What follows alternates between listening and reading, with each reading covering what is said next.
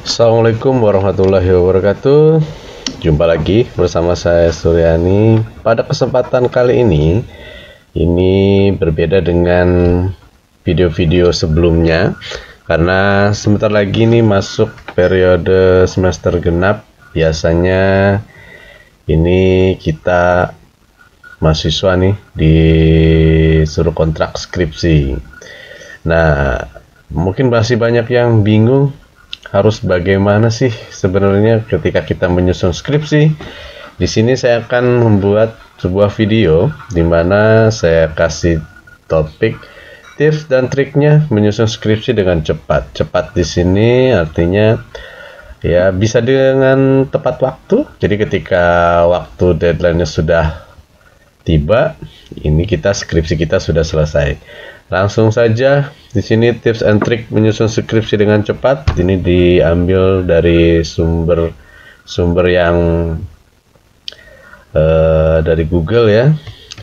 Langsung saja di sini apa sih sebenarnya skripsi?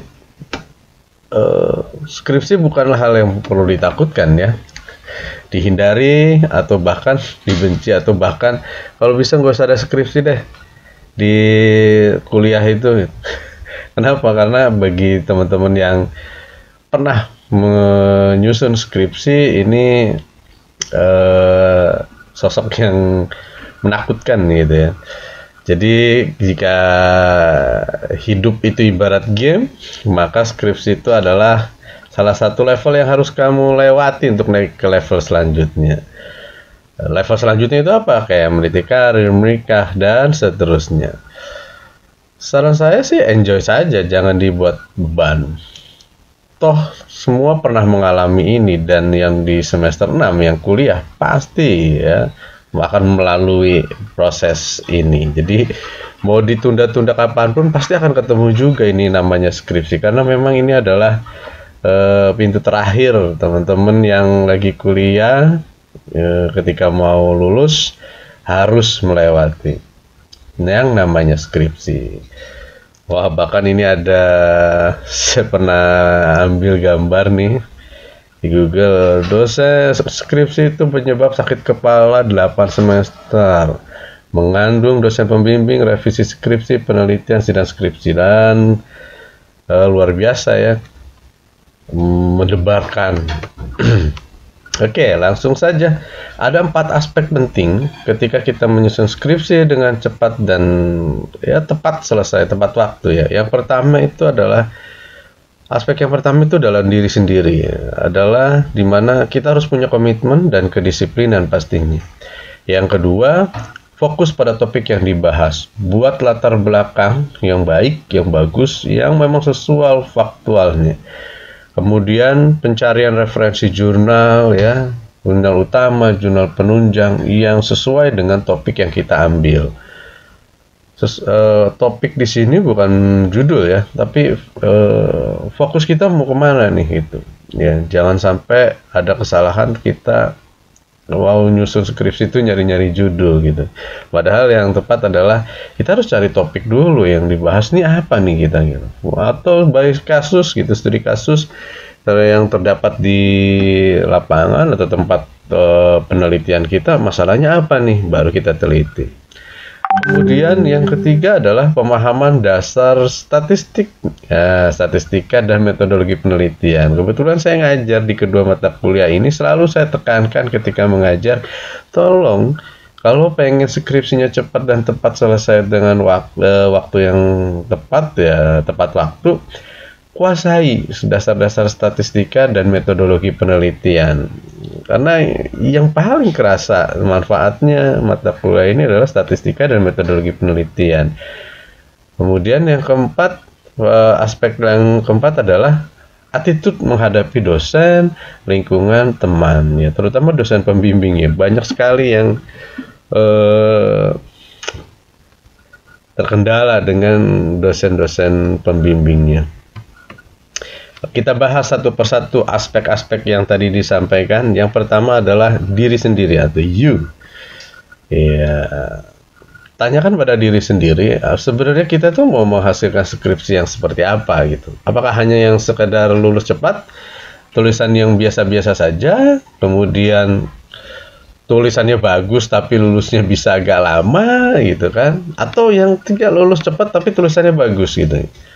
Sebenarnya tidak ada yang paling baik di skripsi ini ya sebenarnya. Semua person punya pilihannya masing-masing. Ya terserah teman-teman yang lagi susun skripsi nih, saya pengen yang mana nih gitu. Karena yang tahu ya kapasitas diri itu adalah diri kalian sendiri gitu. Saya kayaknya nggak jago-jago amat, atau pengetahuan saya nggak begitu bagus gitu, ya sudah saya pengen lulus cepet aja deh, yang penting lulus gitu kan. Atau saya punya kapabilitas nih, saya pengen lulus cepet tapi tulisannya bagus, atau skripsinya atau karya ilmiahnya ini bagus gitu. Kamu yang tahu apa tujuan dan targetmu, jadi ukur diri ya. Karena itulah yang menentukan waktu dan usaha kamu nanti ya, waktu penyelesaiannya pastinya. Ini faktor-faktor yang menyebabkan skripsi kita itu bisa selesai tepat waktu dan cepat itu ada dua. Yang pertama faktor internal dan kedua faktor eksternal. Kita bahas satu-satu. Apa sih sebenarnya yang faktor internal itu? Faktor internal yang pertama adalah motivasi, tujuan, kemudian time management, pantang menyerah. Ini semuanya ada di diri sendiri ya. Kalian harus bisa ya menentukan. Kita tuh yang menentukan gitu. Motivasi dan tujuan. Motivasi kalian menyelesaikan skripsi ini sebenarnya apa? Yang pertama, misalkan saya pengen sudah cepat biar bagian kedua orang tua gitu kan. Atau saya pengen kerja gitu, cepat-cepat kerja. Atau ada juga yang motivasinya saya pengen selesai buat kuliah yang S2 gitu. Atau saya pengen cepat wisuda supaya cepat menikah gitu kan, cepat selesai ingin menikah. Ini motivasi dan tujuan yang teman-teman harus jadikan ini sebagai, saya harus cepat selesai skripsinya. Keempat ini biasanya yang paling sering ditemukan. Kenapa sih orang pengen cepat-cepat selesai kuliah gitu? Selain biaya pastinya ya. Lalu kemudian kita bikin time management, buat target dan schedule. Buat target, ini mau menyelesaikan skripsi berapa lama sebenarnya? Ada yang 2 minggu, sebulan, 3 bulan, 6 bulan, atau setahun? Udah kelewat itu ya deadline-nya. Lalu kita buat timeline pengerjaan skripsi. Contoh misalkan apa ya? Jadi kalau dibuat schedule gitu ya. Biasanya di skripsi itu ada schedule atau jadwal penelitian gitu. Mulai dari mencari topik gitu ya. Lalu apa ya? Berbagai macam ya. Punten ini tidak kelihatan. Ini saya buat seperti ini. Jadi kita buat schedule-nya itu per bulan misalkan. Ini contoh ya. Contoh bulan pertama itu kita elaborasi topik. Jadi kita betul-betul mengulik, mendalami topik yang mau kita tentukan. Ya. Jadi jangan yang udah cari judul di Google gitu ya, kemudian kita ajuin. Elaborasi topik dulu, cari sumber sebanyak mungkin ya, supaya kitanya makin kuat referensinya ya. Lalu yang berikutnya adalah buat latar belakang ya, buat latar belakang. Ini latar belakang ini tidak tampil ya, mohon maaf, di sini saja. Buat latar belakang. Latar belakang ini menjadi, kalau saya selalu sampaikan kepada mahasiswa saya, ketika membuat latar belakang ini harus betul-betul kuat ya, dasar datanya, referensinya, sumber-sumbernya. Karena dari latar belakang yang bagus, ketemu permasalahan, ketemu topik yang ingin dibahas atau kita teliti, 50% penelitian itu sudah berjalan dengan baik. Lalu kita bimbingan rutin dan revisi pastinya. Ya, bimbingan terus tanya gitu lah ya. Kalau sudah ketemu latar belakangnya bener apa enggak nih Pak, ketemu sama pembimbing akademik, gitu, kemudian pembimbing skripsi. Lalu di bulan kedua, itu kan tuh bulan pertama bab 1 mungkin ya, bulan kedua itu kita lengkapi kajian pustaka, lalu kembangkan hipotesisnya. Jadi di bulan kedua, jadi 1 bulan itu kita bikin bab 1 gitu kan. Bulan kedua kita bikin bab 2 itu kajian pustakanya diperbanyak gitu ya. Sebanyak-banyak sehingga kita tuh ada pembanding ini pustaka yang mana nih yang sesuai dengan atau teori-teori mana nih yang sesuai dengan topik yang kita pilih dan kita mau hipotesakan. Lalu cicil persiapan mencari objek penelitiannya. Lalu kemudian bimbingan rutin lagi dan revisian lagi. Pasti yang namanya karya tulis, biar revisian adalah proses membuat karya tulis atau tulisan kita itu menjadi lebih baik atau lebih bagus. Di bulan ketiga ini masuk bab 3 nih biasanya, metode penelitian, cari dan kumpulkan datanya ya. Lalu bimbingan, ini maunya pembimbing seperti apa, yang benar itu seperti apa sih Pak. Nah ini yang kita harus kejar gitu ya. Pasti ada revisi, pasti itu, karena memang semakin banyak revisi biasanya karya ilmiahnya itu semakin bagus. Jadi kalau direvisi itu jangan kesel ya, karena semakin banyak revisi itu semakin berkualitas tulisannya. Di bulan keempat ini biasanya review bab 1-3, nggak ada habisnya yang dengan kata-kata revisi selalu ya, karena pasti akan kenapa kita selalu baca gitu, dibaca lagi supaya ketahuan mana nih yang salah, mana yang kurang tepat. Itu namanya proses revisi. Jadi jangan marah ketika, atau jangan kesel, jangan nggak terima direvisi. Kemarin bimbingan itu nggak direvisi, sekarang bimbingan malah direvisi. Kenapa nggak sekalian aja gitu kan? Ini yang salah di ini ya, karena memang manusiawi. Kadang bimbingan pertama ketemu, bimbingan kedua tidak ketemu. Kemudian selesaikan pencarian dan pengumpulan data. Nah, ini masuk ke bab 4 nih ya. Cari dan kita kumpulin datanya. Kemudian kita analisis datanya dan cari hasil, atau kita analisis ya, dibahas ya. Kemudian bimbingan lagi ya, revisi lagi pastinya gitu kan. Di bulan kelima itu lengkapi bab 4-nya. Elaborasi lagi hasil sebaik mungkin, cari tahu lagi apa ini yang kurang, apa ini yang salah, apa yang membuat ini tidak sesuai dengan faktanya atau sesuai dengan harapan gitu. Ini bisa kita elaborasi, kita kulik, kita cari-cari lagi lebih dalam gitu.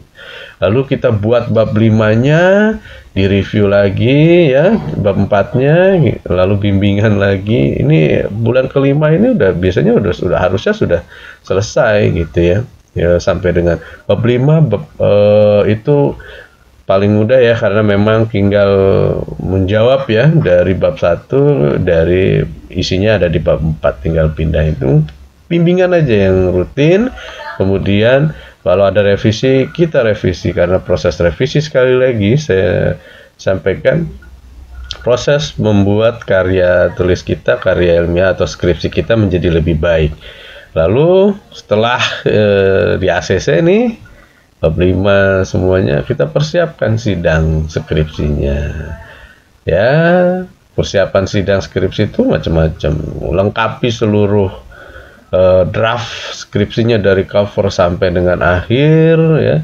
Kemudian kita kuasai materinya. Lalu di bulan ke-6 urus administrasi kampus untuk daftar sidang. Banyak sekali kan kita harus mikirin juga gitu kan.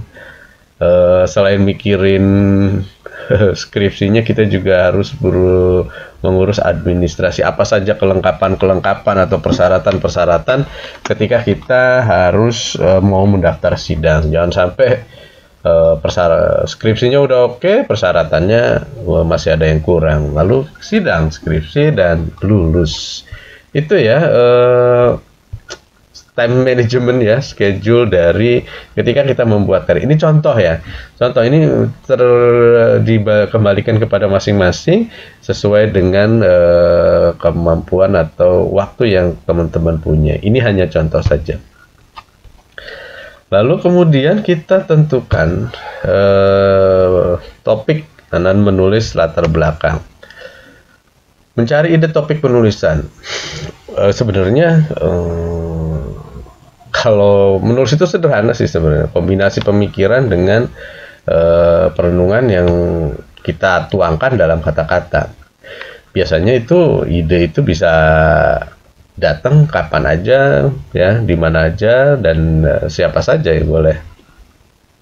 Yang dipentingkan adalah kita itu harus jeli ya, jeli dalam artian kita harus mempertimbangkan batas waktu studi ya.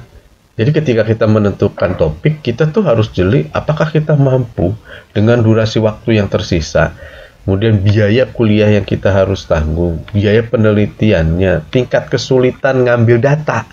Ini yang paling sering dilupakan. Jadi kita nentuin judul dulu, nggak mikirin nanti datanya ada apa enggak, datanya dikasih apa enggak gitu ya. Harusnya itu dipikirkan di awal, ketika kita menentukan topik ya. Ini datanya nanti kita tuh udah punya gambaran karena di awal sudah kita juga harus menentukan, ini datanya nanti, data yang diambil apa, kemudian di mana ngambil datanya, kemudian berapa lama waktu yang bisa nggak diambil datanya, karena ada beberapa data yang memang sulit untuk diambil. Lalu yang terakhir adalah cari topik yang kalian suka. Jadi jangan nyari topik yang kalian nggak suka. Nantinya pada saat dijalani biasanya males-malesan kalau nggak suka. Lalu berikan batasan dan tujuan yang jelas agar penelitiannya tetap fokus. Makanya di isi dari si skripsi itu biasanya ada pembatasan masalah gitu. Tujuannya ini kita tuh emang tujuannya cuma meneliti ini loh gitu. Makanya harus ditentukan dari ketika menentukan ide penulisan. Lalu bagaimana ketika kita ketemu topik ini gak disetujui? Memang dilematis ya. Topik yang kita pengen ya nggak sama dengan apa yang diinginkan dosen pembimbing gitu. Lalu apa yang harus kita lakukan ketika ketemu perbedaan ya? Yang pertama, tetap sampaikan gagasanmu itu ya kalian dengan alasan yang mantap dan masuk akal. Pengaruhi si dosen pembimbing supaya yakinkan dosen pembimbing bahwa topik yang kita ambil ini memang betul-betul bagus gitu, supaya dosennya juga setuju gitu kan, dosen pembimbingnya juga setuju gitu. Dan selalu dengarkan feedback atau umpan balik dari dosen pembimbing. Arahan, saran dari dosen pembimbing itu jangan, kalau bisa ditulis, direkam. Kadang ada yang bimbingan direkam gitu supaya nggak lupa gitu. Kemudian jika setuju ya lanjutkan. Jika menolak, apa rekomendasi dari dosen pembimbing, dengerin dan kita ikuti aja apa yang jadi rekomendasi dari dosennya. Ini akan memudahkan komunikasi di antara kalian dengan dosen pembimbing, dan kalian jangan pasif ya nunggu dosen pembimbing, kalian yang harus aktif. Nanti ada bab khusus ya terkait dengan bagaimana sih kita berhadapan dengan dosen pembimbing.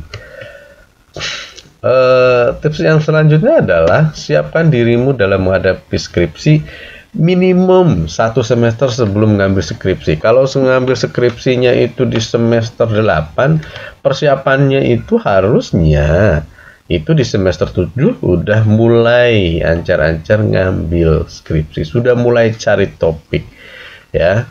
Segera ambil mata kuliah metodologi penelitian. Ini biasanya syarat tuh, mata kuliah syarat mau skripsi itu harus lulus metodologi penelitian. Kemudian ikuti workshop yang berkaitan dengan skripsi ya, bedah jurnal, cara akses jurnal, cara mencari referensi, EndNote, Mendeley, dan seterusnya. Ini hal-hal yang sebenarnya jarang diketahui ya. Semakin kita sering melakukan ini, biasanya akan semakin tergambar skripsi kita tuh akan seperti apa. Lalu sering-sering ke perpustakaan ya, yang tadinya dari semester 1 sampai dengan semester 7 nggak pernah main ke perpus ya, atau nggak tahu bahkan letak perpustakaan yang di mana. Ini semester 8 wajib ya, karena di sana itu banyak sekali buku-buku, referensi-referensi, skripsi-skripsi terdahulu. Ini yang harus kalian lakukan. Nah, lalu apakah kalian pernah dapat membuat tugas proposal di mata kuliah gitu, makalah misalkan? Nah, coba itu diseriusi yang belum nih, yang masih di semester-semester awal nih, kalau dapat tugas seperti itu, jadikan itu sebagai latihan ya. Nanti biar jangan nyusun skripsinya ada gambaran, atau bisa jadi di metodologi penelitian biasanya ada tugas turun membuat proposal.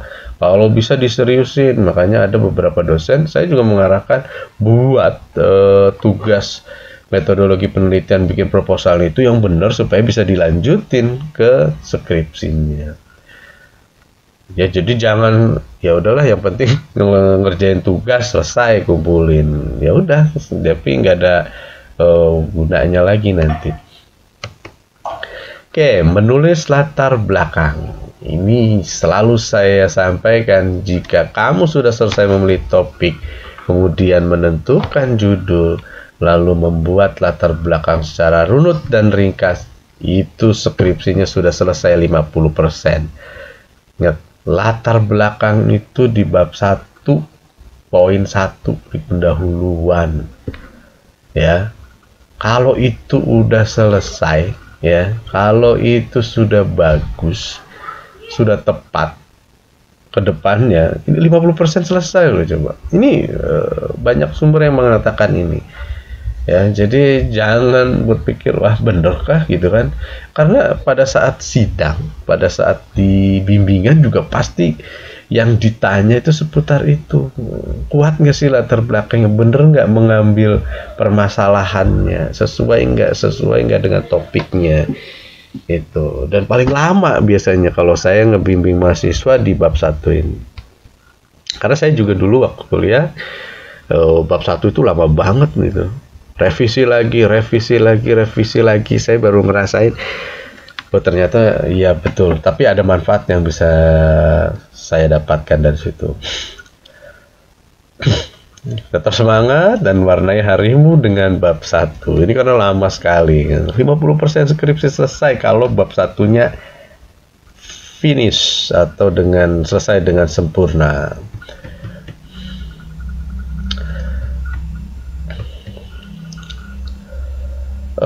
Biasanya ini progres yang paling lama, dan saya selalu mengarahkan konsisten ya mengerjakan itu. Bahkan ada yang bilang walaupun pelan yang penting jalan, tapi jangan sampai berhenti gitu kan. Ya di hari Sabtu Minggu pun baca-baca itu, kalau misalkan belum di ACC terus ya menulis latar belakang itu, cari referensi lagi, cari buku, cari baca-baca jurnal, review lagi gitu ya. Lalu kalau sudah ditulis juga kita baca lagi. Biasanya dari proses membaca ini akan ketemu kesalahan-kesalahan atau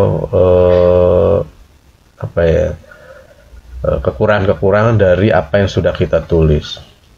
Lawan perasaan galaunya, ganti topik gitu. Biasanya kan kalau udah ketemu kesulitan, disalahin sama dosen pembimbing, udah nyerah gitu, pengen ganti topik lah, ganti judul lah, macam-macam. Ini jangan ya, jangan, karena ini akan mulai dari awal lagi ya. Kalau menemui hambatan ini, jangan sampai kita berpikiran mengganti topik, mengganti judul ya, karena ini akan melewati proses yang pernah kita lewati ya, dan itu membuang waktu gitu. Makanya di awal kita harus betul-betul pikirkan secara matang. dan pikirkan segala kemungkinan yang akan muncul gitu. Jangan sampai ya gimana nantilah. Jangan sampai seperti itu ya. Lalu kita juga cari artikel utama dan pendukung. Ya, cara cari referensinya ini kayak gini nih. Jangan asal ketik keyword di Google, bagian judul langsung di Google. Aduh, itu udah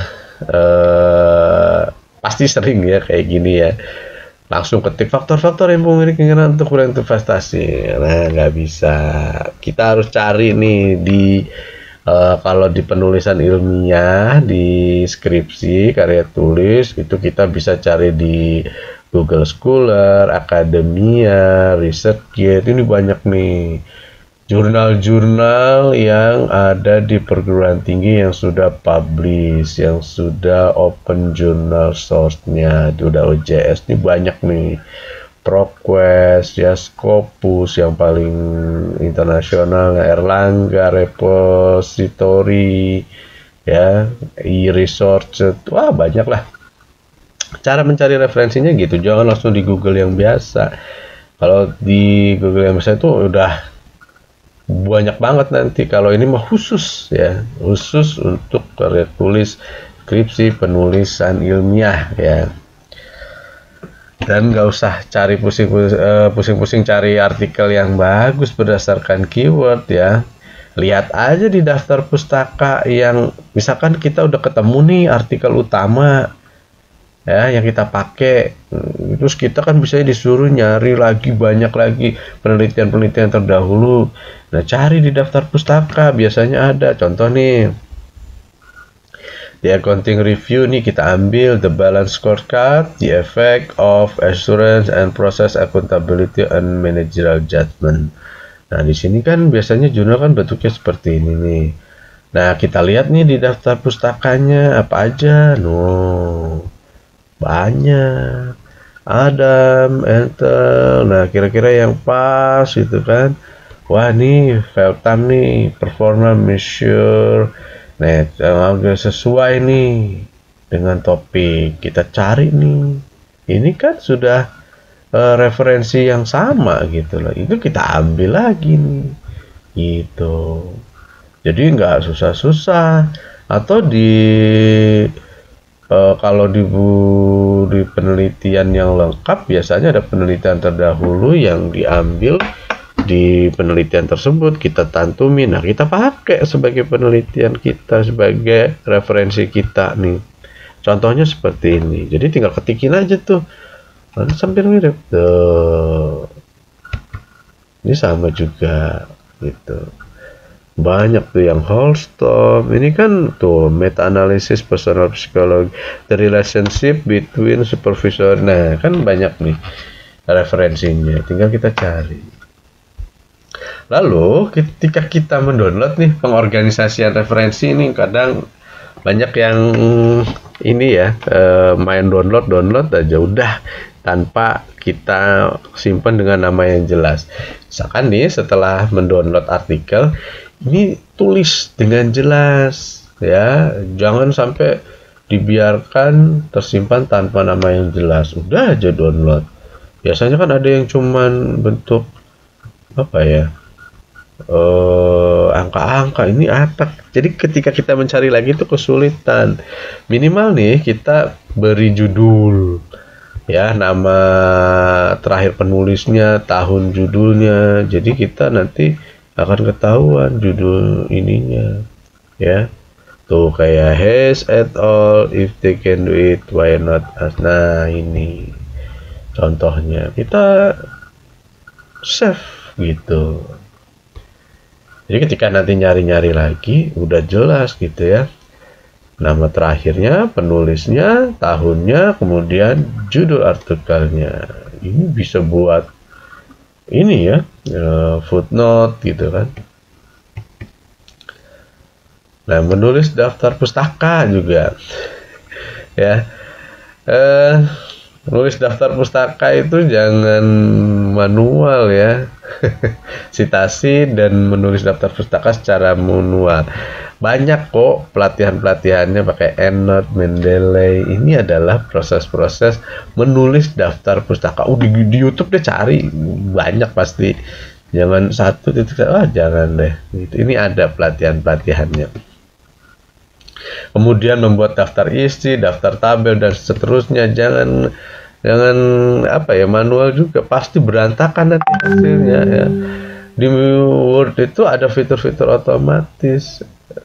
Searching aja cara membuat halaman berbeda. Ada tuh halaman bab 1 kan biasanya di bawah, kemudian halaman berikutnya di atas. Wah, banyak kesulitan. Atau dari awal sampai akhir itu ada ya. Jangan manual, itu makan waktu lama gitu ya. Tuh tutorial Google Doc, table of content, banyak lah ya. Dicari saja nanti biar kita mempercepat ya kan, judulnya juga biar cepat nulis skripsinya. Lalu jangan hanya disimpan di flash disk atau di laptop ya. Ini sering banget nih ya. Cari paling gampang itu kirim ke email sendiri ya, betul ya. Jadi email itu bener-bener saya ngerasa banget nggak akan hilang ya, nggak bakalan rusak itu. Atau di Google Drive. Kalau di flash disk itu kadang karena virus, di laptop itu juga kadang laptopnya juga bermasalah, yang segala macam, hilang lah. Udah ngetik capek-capek, udah bikin skripsi dari awal sampai akhir, nggak taunya lupa simpan atau segala macam lah. Flash disk laptop itu banyak sekali kemungkinan untuk hilang atau rusak gitu. Kirim ke email sendiri. Makanya tugas kenapa seringnya itu kirim ke email ya, karena email itu selalu terrecord ya, tersimpan dengan aman dan dalam jangka waktu yang lama. Atau di Google Drive lebih aman lagi, sehingga nanti pada saat dibutuhkan nih kita nggak banyak alasan. Karena banyak, saya sering sekali flash disknya nggak kebaca, flash disknya rusak, wah macam-macam lah. Kemudian yang hal teknis yang nyimpan file ini adalah yang hindari memberi judul dengan pola seperti ini nih. Bab 1, pertama kali mah yaudah nggak ada embel-embel. Pas bimbingan revisian bab 1 fix, nanti bimbingan lagi salah lagi, bab 1 fix banget, bab 1 fix banget, bab 1 wis ini yang terakhir, bab 1 oke, bab 1 final lah, macam-macam. Jangan seperti ini ya, hindari.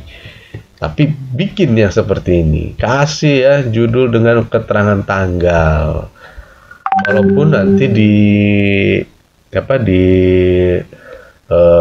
file penyimpanan juga ada tanggal penyimpanannya, tapi lebih enak lagi ketika kita menentukan memberikan judul file kita itu dengan seperti ini. Bab 1 6 Februari, kita nyimpennya 6 Februari. Jadi bab 1 13 Februari, bab 1 28 Februari. Nah, ini contoh ya, karena ini akan memudahkan. Ini mana yang terakhir ya gitu kan. Ini berarti gitu, yang tanggalnya yang paling dekat gitu.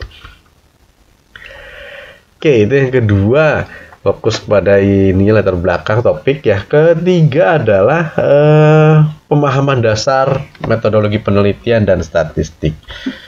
Kebetulan saya mengampu mata kuliah ini di kampus saya, maka selalu saya bilang sampaikan ke mahasiswa saya, pahami, tolong serius belajar mata kuliah. Kalau misalkan mata kuliah yang lainnya kebanyakan gak seriusnya gitu kan, atau saya nggak suka karena ini, karena itu, karena ini segala macam. Kalau ini suka tidak suka wajib fokus, karena ini nanti kepake pada saat nyusun skripsi gitu. Pemahaman dasar metodologi penelitian dan statistika. Kenapa penting? Karena ada satu bab khusus dalam skripsi yang membahas metodologi penelitianmu. Jadi di jurusan apapun ya pasti ada ini bab yang membahasnya ya. Di bab 3 ya, di metodologi penelitian. Di bab 4 juga sama. Biasanya nanti akan ditanya ya,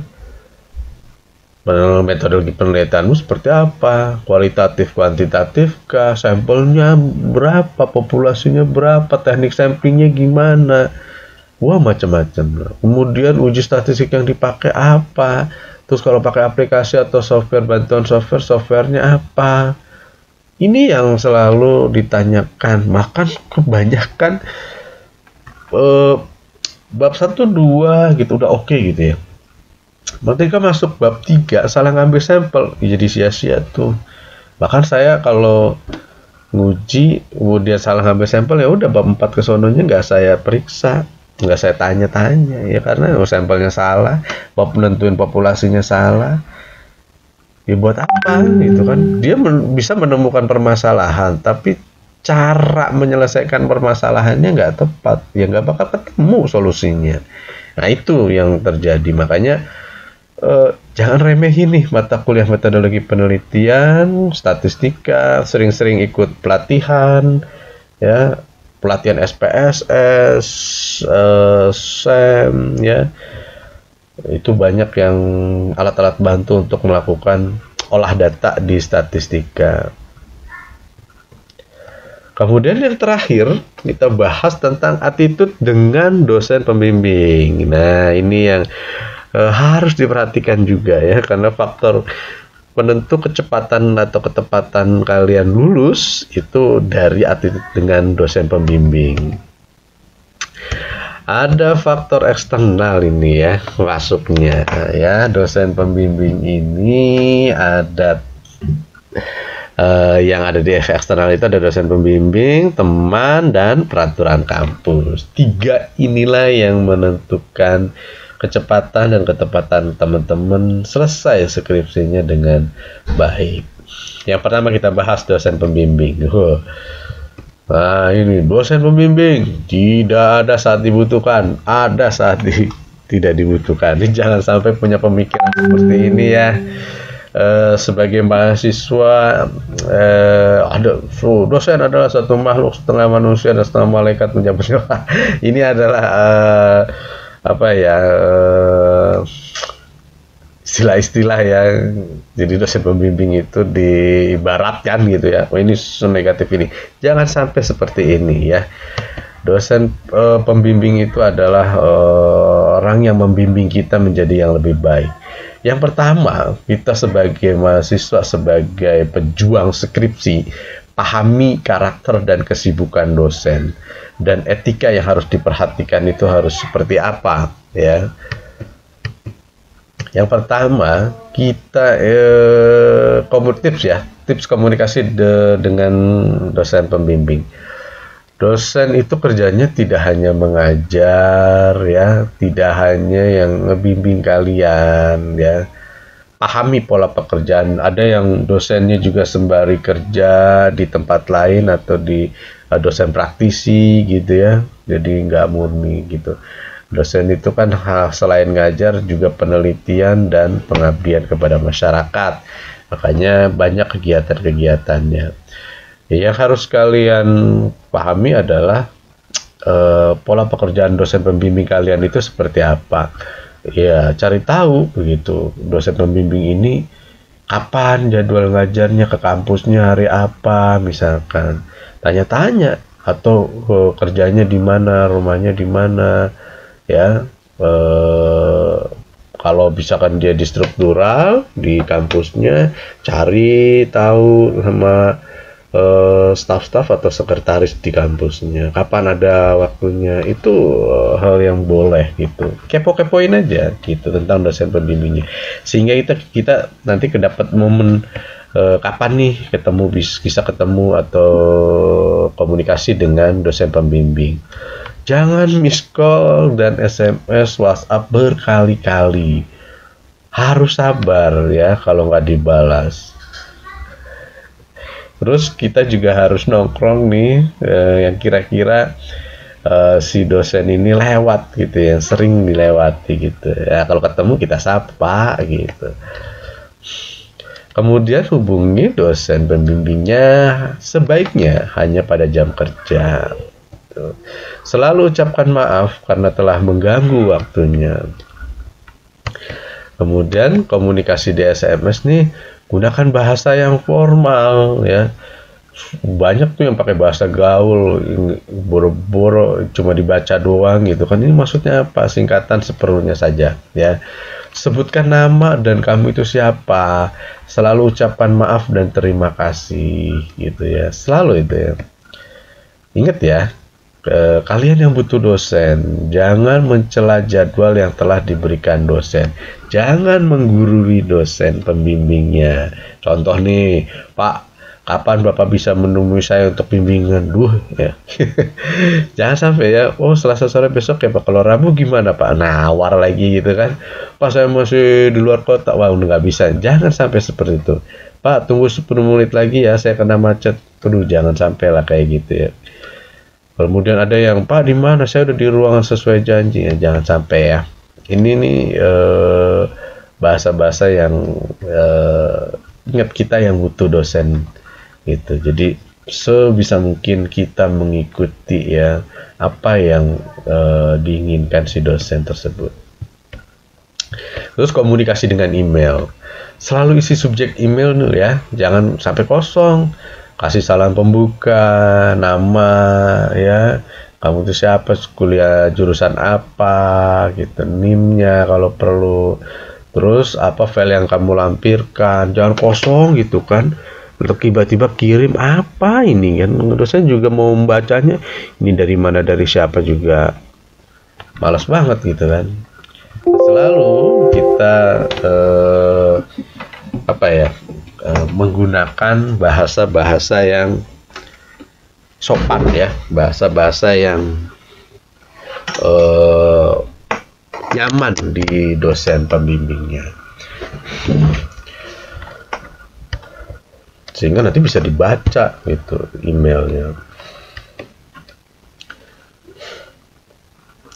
Nah, lalu ketika ada kadang komunikasi ketika dosbing tidak setuju topikmu. Apa kamu yang memang kurang persiapan?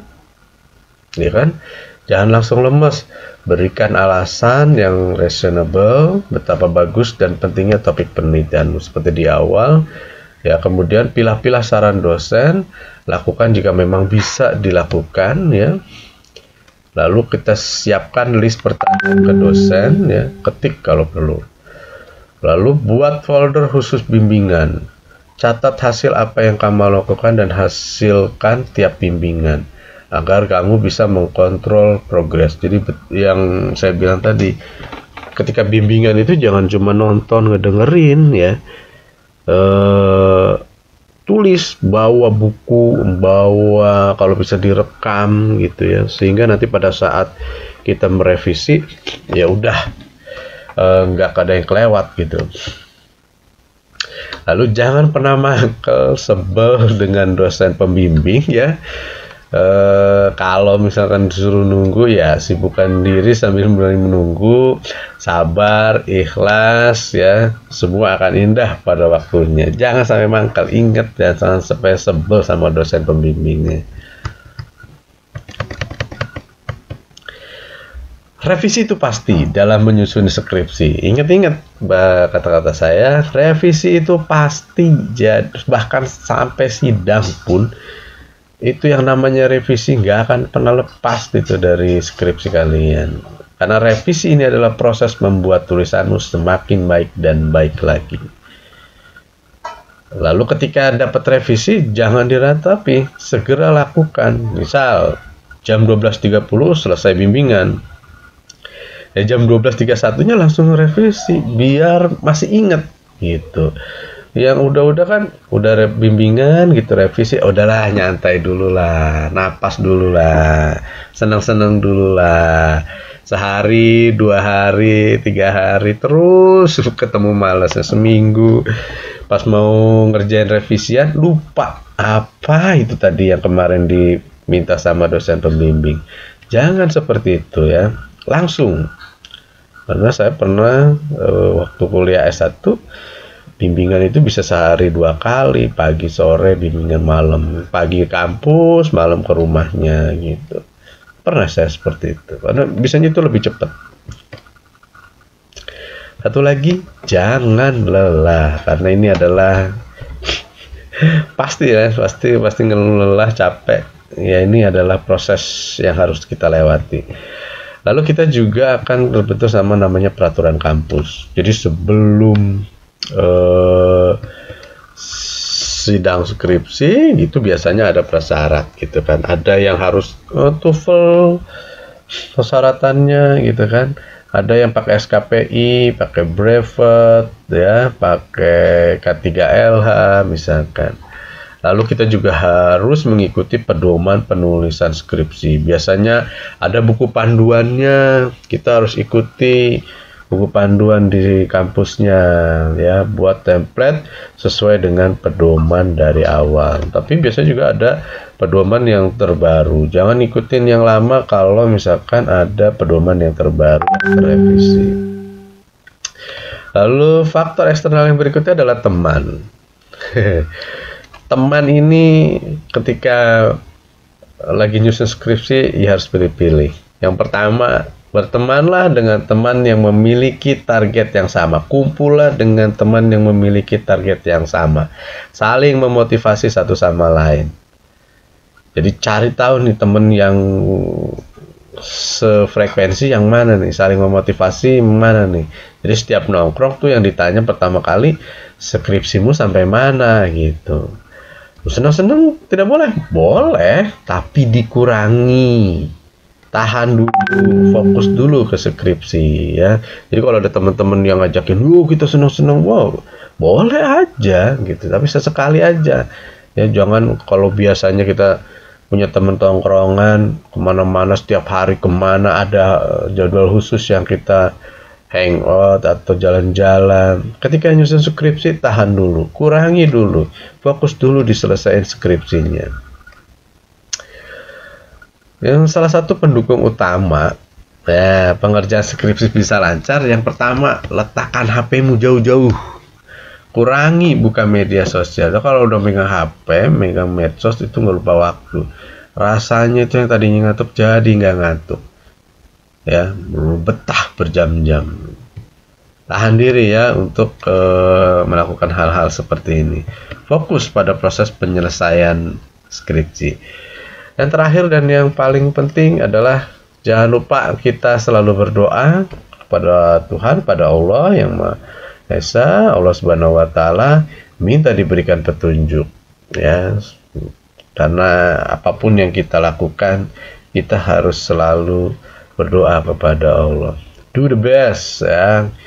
Let God do the best ya. Lalu yang kedua adalah minta restu dan doa dari orang tua. Ini pasti wajib kalau mau lancar ya. Ini adalah salah satu yang penting tapi jarang sekali ini dilakukan ya. Sering-sering ya minta restu dan doa. Dan kalau mau minta doanya, saya mau bimbingan, mudah-mudahan gak direvisi lagi, mudah-mudahan dikasih saran yang saya bisa ngerjainnya. Minta doanya, minta sama Allah, minta sama orang tua ya. Ini ada quote yang ya menurut saya dan beberapa teman ya, skripsi yang baik adalah skripsi yang selesai. Percuma skripsinya judulnya wah, variabelnya banyak, tempatnya besar, misalkan objeknya besar, skalanya besar, ya kalau nggak selesai buat apa gitu kan. Makanya skripsi yang baik adalah skripsi yang selesai. Oke, mungkin itu saja ya yang bisa saya sampaikan di tips and tricksnya menyusun skripsi dengan cepat ya. Mudah-mudahan ini ada bermanfaat bagi para pejuang skripsi ya. Semoga apa yang saya sampaikan ini menjadi pencerahan, menjadi guide, menjadi sumber yang baru, referensi yang baru ketika teman-teman menyusun skripsi. Baik, mungkin itu saja. Semoga skripsinya lancar dan selesai tepat waktu bagi yang menyusun skripsi, dan yang belum persiapkan skripsinya dengan matang. Terima kasih. Mohon maaf, masih belajar juga saya, masih banyak kekurangan. Saya akhiri. Wassalamualaikum warahmatullahi wabarakatuh.